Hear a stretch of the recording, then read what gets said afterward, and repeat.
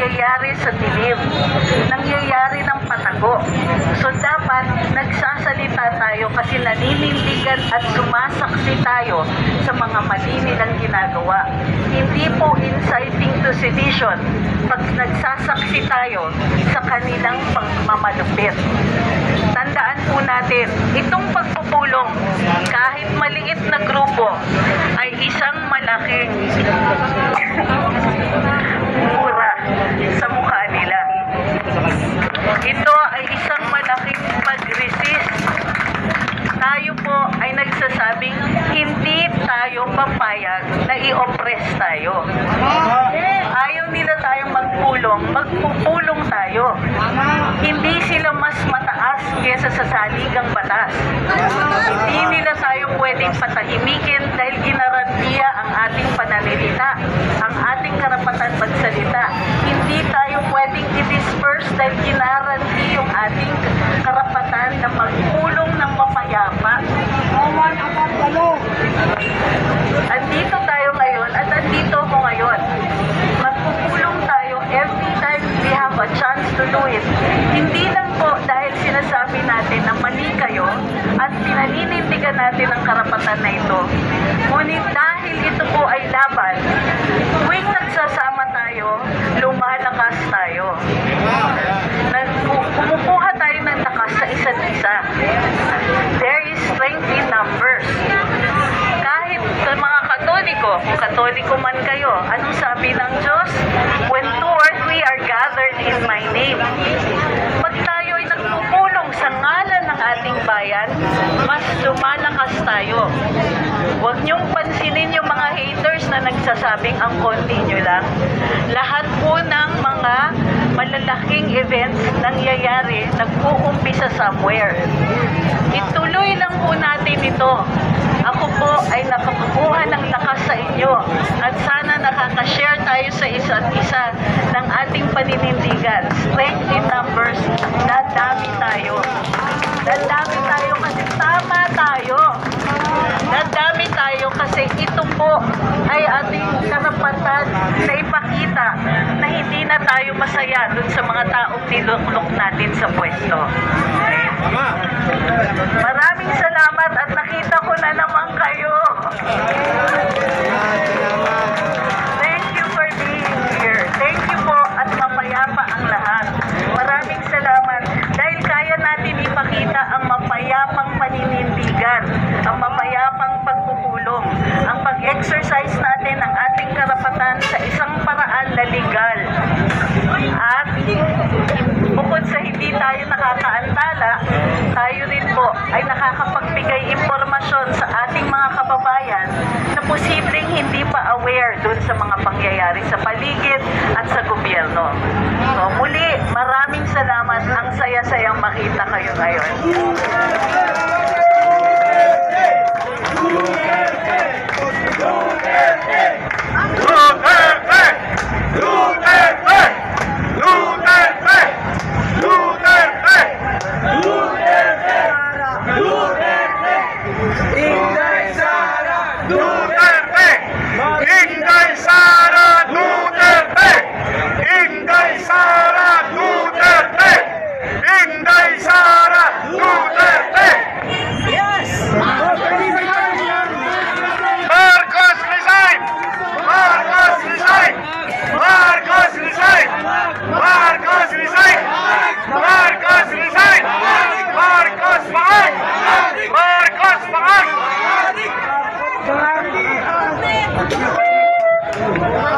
Natin. Mas kakailanganin yung ating paninindigan, mas kakailanganin yung suporta natin sa isang opisyal ng gobyerno na walang masamang ginawa kundi maging popular. Walang masamang ginawa kundi manilbihan sa atin. Walang masamang ginawa kundi maging threat doon sa tuloy-tuloy na pag-aangkin ng poder ng mga opisyalis ng gobyerno na hindi naman nagbibigay serbisyo sa atin. So dahil threat si Inday Sara, yan po ay gakunin nila lahat ng pagkakataon na siraan siya, natanggalin siya sa pwesto, or tanggalin yung ating pagtitiwala sa kanya. At magsalita at magpahayag ay para hindi tayo magsuporta kay Inday. Pag wala si Inday at wala si Rodrigo Duterte, tutuloy-tuloy po ang pagbabago nila ng saligang batas. Babaguhin nila ito para tuloy-tuloy silang nakaupo sa pwesto. Meron pa ba? Yun po ang ultimate goal nila dito. Huwag po natin kakalimutan, nag-umpisa ang lahat ng ito nung na-discover natin na may People's Initiative. So, impeachment, isa lang yan sa paraan para patuloy ang kanilang mga plano na tuloy-tuloy na silang hindi bababa sa pwesto. Yan po yun. Tanong! Magandang gabi po, Ma'am Tony Casey.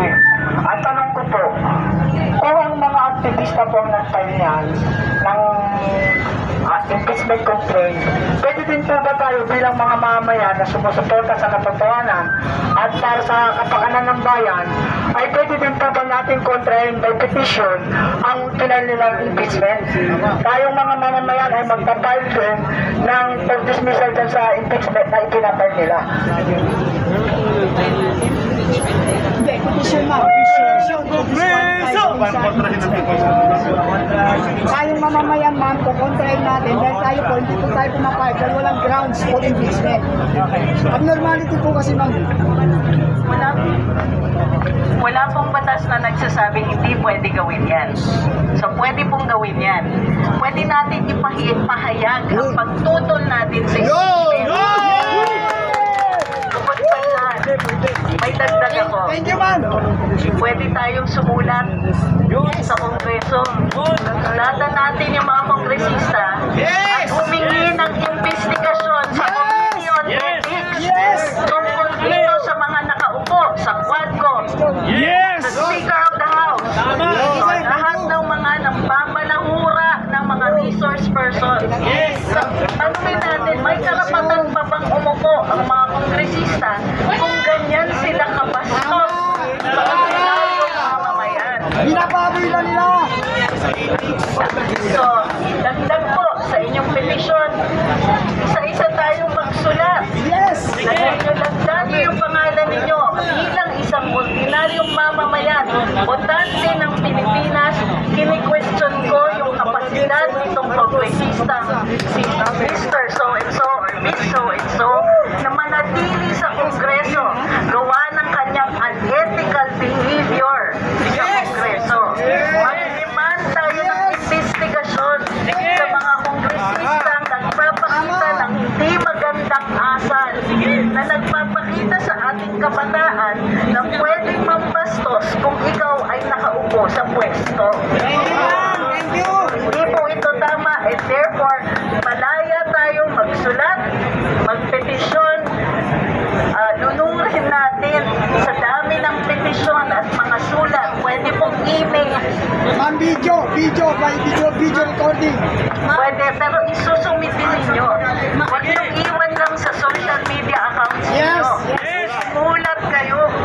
Pakita ninyo na totoong tao tayo. Yes. Nagre-reklamo tungkol sa behavior ng mga kongresista. Paano nila ginagawa ito? Pwede natin gawin itig-isang sulat para makita nila na marami tayong galit. Hindi po illegal magsulat sa Kongreso. Bahagi yan ng ating karapatan ipahayag sa ating mga miyembro ng Kongreso na hindi tayo masaya sa pamamaraan nila ng panggigipit ng mga resource persons. Yung paraan ng kanilang congressional inquiry ay may problema. May problema din ang ilang mga kongresista na akala nila nakakatuwa yung kanilang pagsasalita. Nakala mo sa gano yung iba sa kanila doon. Kung make it as specific as possible, pwede kayong mag-include ng mga clips ng mga nakikita ninyo sa social media. O ito, kung sino man sa tingin ninyo ang hindi tama ang asal sa Kongreso, pwedeng ireklamo sa Committee on Ethics. Ngayon, posibleng hindi tayo pansinin. Sanay tayo dyan. Pagkatapos nyo pag nakitang may receive na yan, i-post natin sa ating social media account. May 15 days sila, 10 to 15 days na umaksyon sa ating mga sulat. Habang nagpupulong tayo, tuloy-tuloy pa rin po ito at gagawa tayo ng lahat ng mga legal na paraan para marinig nila yung ating hinanaing. So, tama po yan. Petisyon at sulat, reklamo, letter complaint tungkol sa asal ng mga kongresistang nakaupo sa Committee on Good Governance, sa Quadcom, at sa minsan pati yung Committee on Appropriations nung sila po ay nanggigipit kay Vice President Inday Sara. Remember, the internet is forever. Since ito ay sulat lamang, hindi po kailangan notaryado. Pero importante na makita ninyo kung kailan nila na-receive para ito po ay mapapahayag natin kung sila ay umaaksyon o hindi.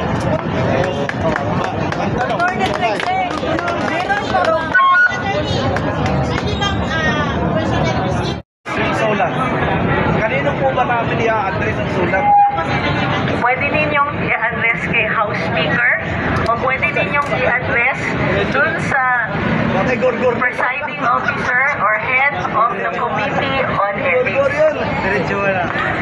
Gorgot. Pero kung may pupulong, magsasalita, magpapahayag. Yun po yun. Yun po ang paraan natin para i-address ang mga problema na bigay sa atin ng mga nakaupo sa pwesto.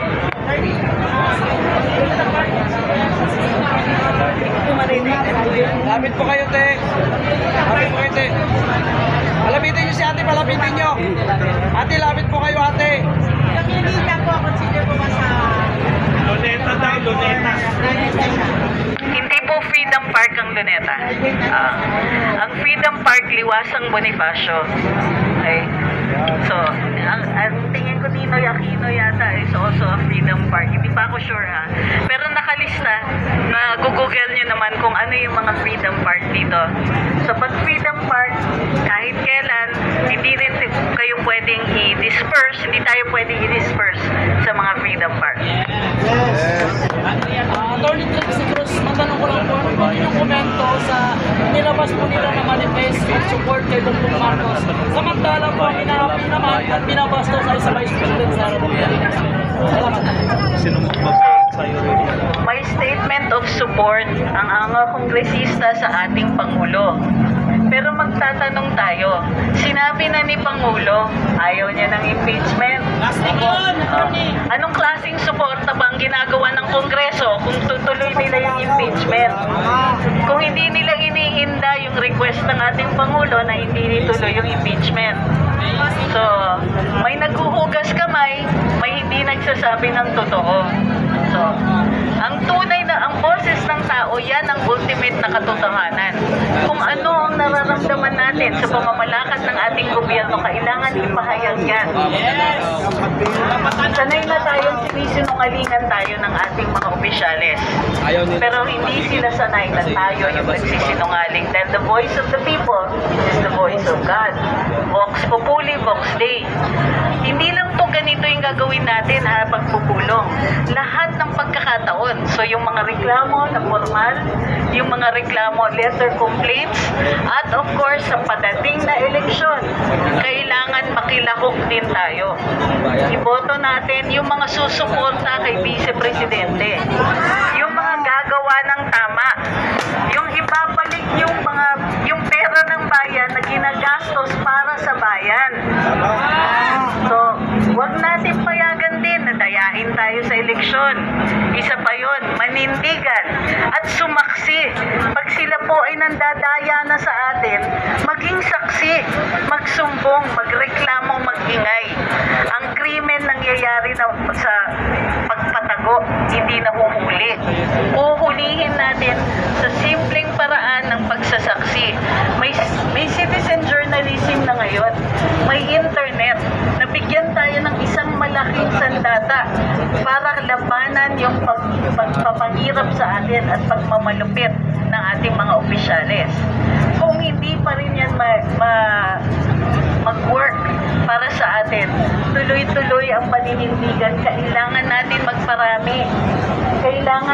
ipakita. Kaya nga nagpapasalamat ako sa inyo. Nandito kayo. Ibig sabihin, you walk the talk. Hindi lang po kayo nagsasalita. Ginagawa ninyo. Pumupunta kayo dito. Tumitindig bilang saksi sa kasaysayan. Saksi sa pagmamalupit ng ating mga opisyalis. Saksi na tunay ngang ninanakawan tayo. Asan ang mga serbisyo? Wala! Bakit? Magiging masaya ba tayo hindi. Masaya sana tayo kung tama yung paggastos. Kung nakikita natin na kahit hindi sila parating successful, mayroon silang attempt man lang pababain yung presyo ng pagkain. Tubig, kuryente, internet, transportation, health services. Nasaan yung pinangako ninyong trabaho? Punta kayo ng punta sa abroad, sabi ninyo. Foreign direct investments para may trabaho. Nasaan na? Ilang bilyon ang ginastos? 500 billion Nasaan ang Maharlika Ban? Wala na, binulsa na. PBIC, nasaan na? Binulsa na. Binulsa. Nasaan yung Build Better More? Binulsa. Bakit pinatigil ang friend? Mga friend, PNR pinatigil, Mindanao Rail pinatigil, nag-slow down yung pag-expand ng PNR to the north. Ano nangyayari? Bakit tinatanggalan ng pondo? Correct. Ang pondo ba napunta ba sa ayuda? Binulsa yun. Kunwari ayuda lang. Sampo lang binigyan ng ayuda. Binulsa lahat.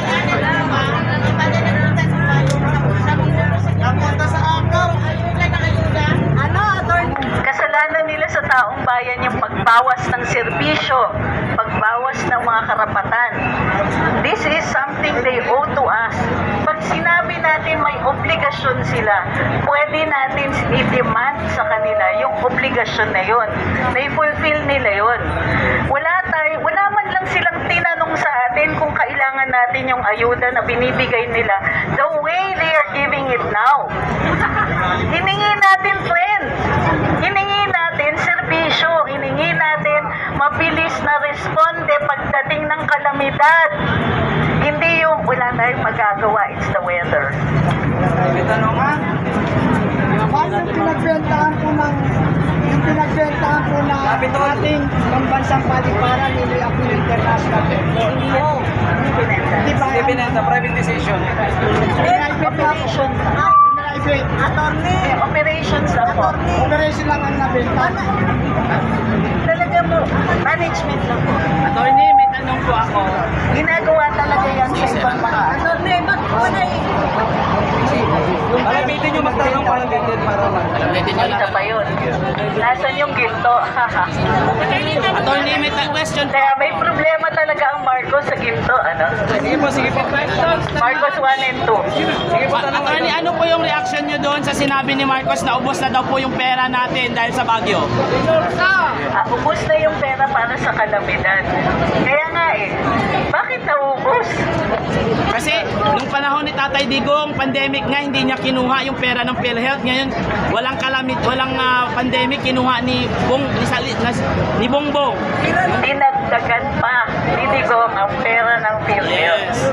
3 years na, wala pang Tama po yan. Lahat ng reklamo ninyo, tama po yan. Last question, attorney. Para naman po sa mga minamahal natin na mga vloggers, ano ang ma-reaction mo doon sa sinabi ni Ace Barbers na isa sa imbestigahan ng NBI yung mga vloggers natin na naglalabas ng kanilang sama ng loob at opinion para sa kanila? Parang nawala na tayo ng karapatan. Martial law na ba to? Tandaan yung nangyari nung Marcos 1. Marcos Sr. May mga journalists matatapang, nagsasalita, nagpapahayag, pinakukulong nila. Nung nag-declare ng martial law, kasama yung mga mamamahayag na kinulong, kasama ng mga political dissidents. Ngayon, Marcos 2, vloggers na Hindi kami papayag, attorney! Lalaban ka! kami! Ay! Lalaban tayo! Laban! Karapatan ang magsalita, magpahayag, karapatan ang vlogger ang mag-vlog. Wala wala tayong maling ginagawa. Ang hikayat lang namin bilang mga abogado na nandito, ilimitan, lagay natin yung hinanakit natin sa ginagawa nila sa pwesto. Pati yung tingin natin, halimbawa, yung ginagawa ng mga kongresista sa kongreso, yung panggigipit nila kay Inday Sara, yung pangbabastos, yung pagpipilit kung ano ang sasabihin ng mga saksi. Bawal po yun. Yung mga maling information po, meron na tayo na